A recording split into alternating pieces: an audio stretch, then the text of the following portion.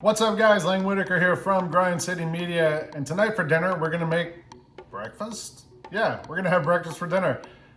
It's easy to make scrambled eggs, and it's also easy to screw up scrambled eggs. You can get them where they're too cooked and they're brown and hard, they're rubbery, sometimes they're overcooked, they get that watery thing that looks kind of gross.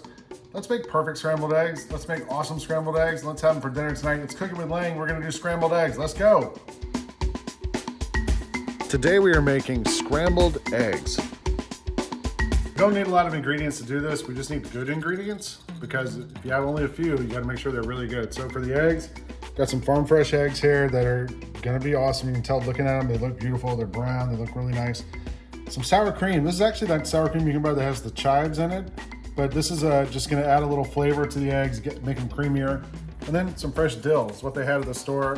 I love putting herbs in my food, and especially in eggs when there's hardly any other flavors there. The more fresh stuff you can put in there at the end, the better it's gonna be.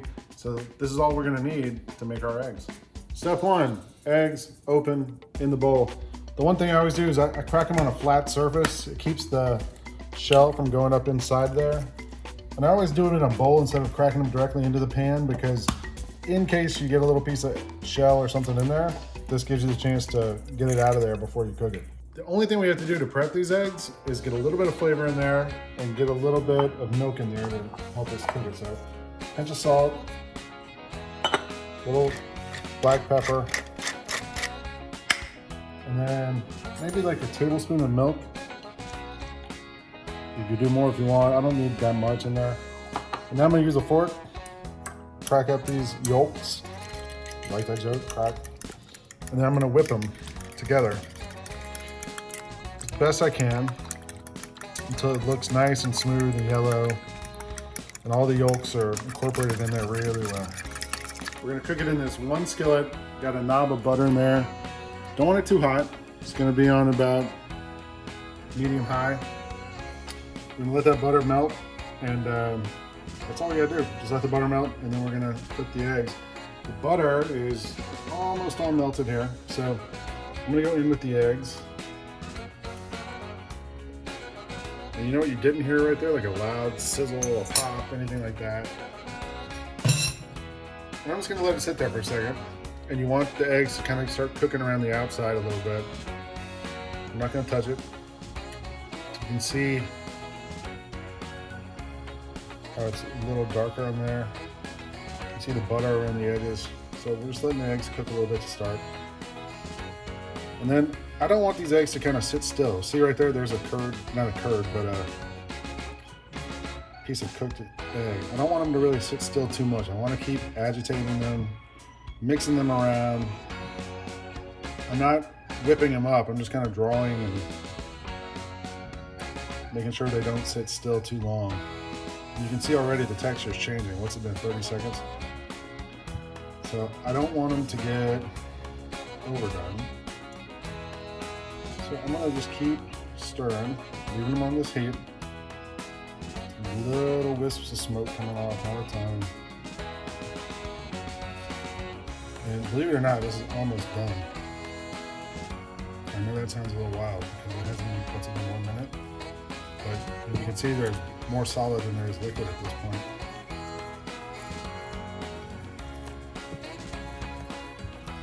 And I don't want to, again, burn it or anything, so I'm going to pull this off the heat. And it's going to keep cooking because this pan is hot.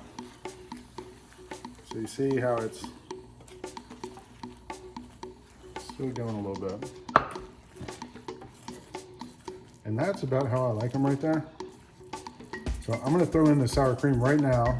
That's gonna stop the cooking. It's about a tablespoon of sour cream. And mix that in there. That's gonna bring everything down off this hot party we were having. It's gonna cool it off. And that's it. Last thing I'll do is throw in this fresh dill. I love dill because it reminds me of my friend Marcus's old restaurant in New York, Aquavit. It's a Swedish restaurant, and they use a lot of dill and Swedish cooking, and it's so good with eggs. It just smells like, I don't know, springtime or something. So There's still a lot of heat coming out of this, you see, so I'm gonna stir it around so it doesn't get overdone, but that's it. It's time to eat. I like eggs with toast. You don't have to have toast, but got a couple of pork sausages there and then a couple of really crusty pieces of bread. I'm just gonna put some egg right on top of that. It smells so good. Those herbs, the sour cream. It smells amazing. I mean, that looks pretty awesome. You want breakfast for dinner, this is it. So let's take a bite of this. It's hot, but I don't care. I can't wait to eat it.